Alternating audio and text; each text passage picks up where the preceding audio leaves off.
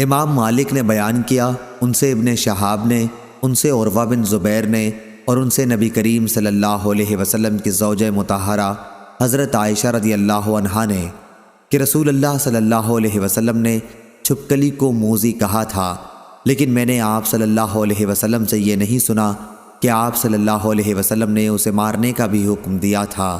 صحیح بخاری حدیث نمبر 1831۔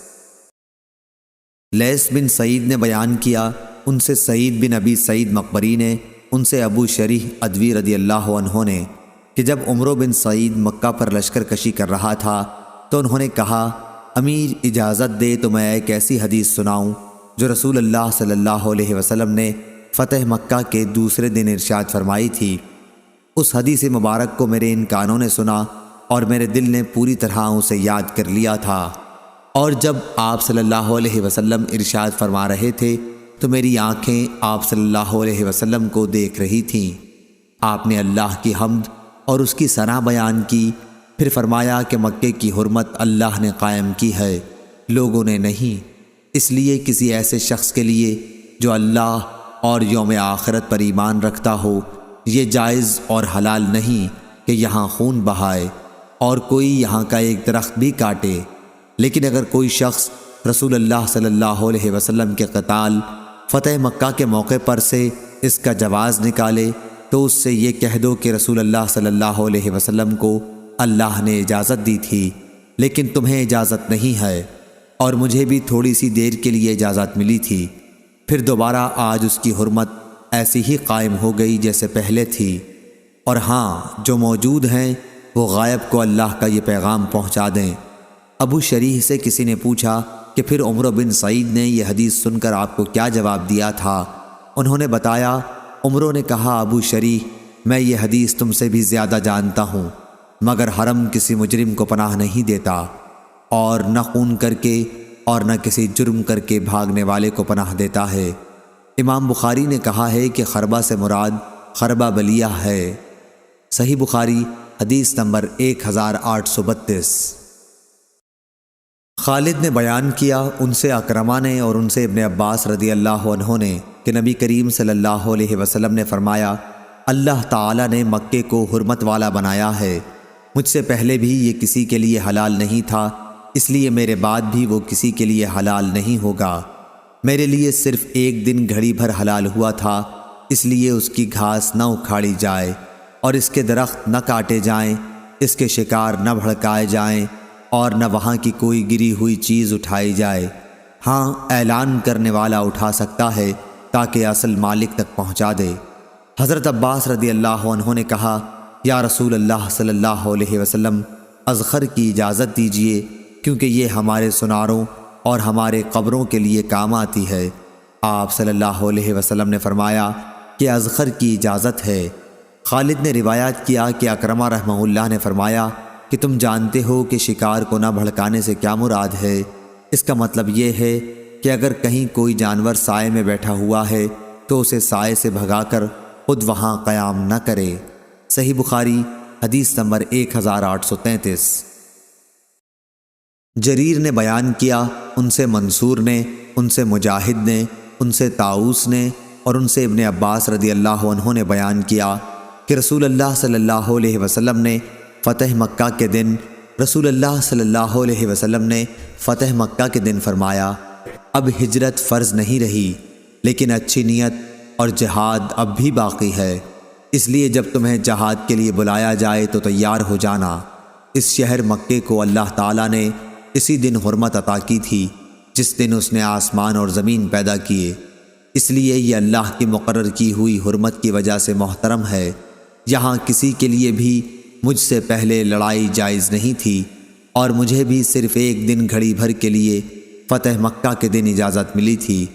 اب ہمیشہ یہ شہر اللہ کی قائم کی ہوئی حرمت کی وجہ سے قیامت تک کے لیے حرمت والا ہے، پس اس کا کانٹا کاٹا جائے، نہ اس کے شکار ہانکے جائیں، اور اس شخص کے سوا جو اعلان کرنے کا ارادہ رکھتا ہو کوئی یہاں کی گری ہوئی چیز نہ اٹھائے اور نہ یہاں کی گھاس اکھاڑی جائے۔ عباس رضی اللہ عنہ نے کہا، یا رسول اللہ صلی اللہ علیہ وسلم، اذخر ایک گھاس کی اجازت تو دے دیجیے، کیونکہ یہاں یہ کاریگروں اور گھروں کے لیے ضروری ہے۔ تو آپ صلی اللہ علیہ وسلم نے فرمایا کہ اذخر کی اجازت ہے۔ صحیح بخاری حدیث نمبر 1834۔ عمرو بن دینار نے بیان کیا، پہلی بات میں جو عطا بن ابی رباح سے سنی تھی، انہوں نے بیان کیا کہ میں نے عبداللہ بن عباس رضی اللہ عنہ سے سنا، وہ کہہ رہے تھے کہ رسول اللہ صلی اللہ علیہ وسلم جب محرم تھے اس وقت آپ نے پچھنا لگوایا تھا۔ پھر میں نے انہیں یہ کہتے سنا کہ مجھ سے ابن عباس رضی اللہ عنہ سے طاؤس نے یہ حدیث بیان کی تھی۔ اس سے میں نے یہ سمجھا کہ شاید انہوں نے ان دونوں حضرات سے یہ حدیث سنی ہوگی۔ متکلم عمرو ہیں اور دونوں حضرات سے مراد عطا اور طاؤس رحمہ اللہ ہیں۔ صحیح بخاری حدیث نمبر 1835۔ سلیمان بن بلال نے بیان کیا، ان سے علقمہ بن ابی علقمہ نے، ان سے عبد الرحمن ایرج نے اور ان سے ابن بحینہ رضی اللہ عنہ نے بیان کیا کہ نبی کریم صلی اللہ علیہ وسلم نے جب کہ آپ محرم تھے اپنے سر کے بیچ میں مقام لہی جمل میں پچھنا لگوا دیا تھا۔ صحیح بخاری حدیث نمبر 1836۔ عطا بن ابی رباح نے بیان کیا اور ان سے ابن عباس رضی اللہ عنہ نے بیان کیا کہ رسول اللہ صلی اللہ علیہ وسلم نے جب میمونہ رضی اللہ عنہ سے نکاح کیا تو آپ محرم تھے۔ صحیح بخاری حدیث نمبر 1837۔ حضرت عبداللہ بن عمر رضی اللہ عنہ نے بیان کیا کہ ایک شخص نے کھڑے ہو کر پوچھا، یا رسول اللہ صلی اللہ علیہ وسلم، حالت احرام میں ہمیں کون سے کپڑے پہننے کی اجازت دیتے ہیں؟ تو نبی کریم صلی اللہ علیہ وسلم نے فرمایا کہ نہ قمیص پہنو، نہ پجامے، نہ عمامے اور نہ برنس۔ اگر کسی کے پاس جوتے نہ ہوں تو موزوں کو ٹخنوں کے نیچے سے کاٹ کر پہن لے۔ اسی طرح کوئی ایسا لباس نہ پہنو جس میں زعفران یا ورس لگا ہوا ہو۔ احرام کی حالت میں عورتیں منہ پر نقاب نہ ڈالیں اور دستانے بھی نہ پہنیں۔